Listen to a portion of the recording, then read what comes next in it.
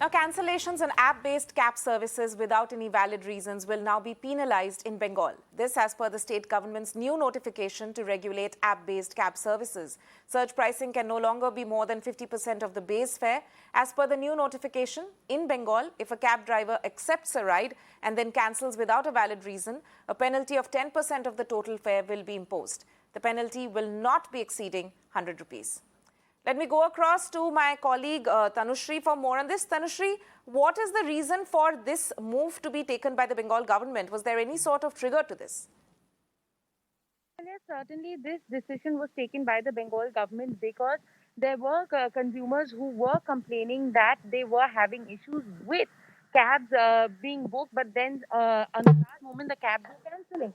Now, for this reason, there was also letters written to the state government that certain necessary measures should be taken as cabs suddenly cancelling without any valid reason, charging a surge price.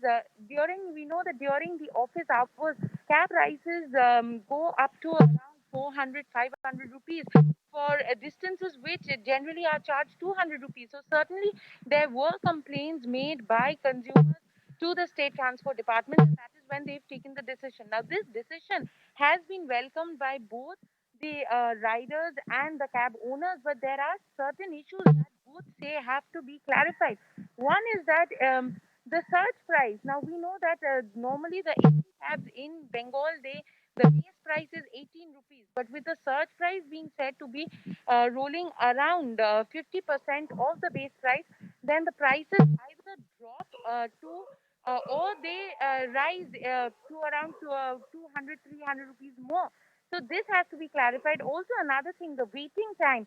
What the riders say is that the waiting time, how will that be calculated?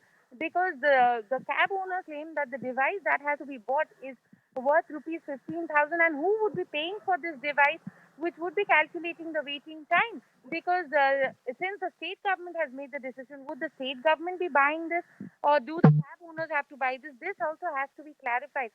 But one move that has been welcomed by the consumers is that if the cab drivers cancel the cab ride, then they would be having to pay the penalty, which is why now the consumers feel that probably there would be less cancellations by the cab drivers. Back to Susan.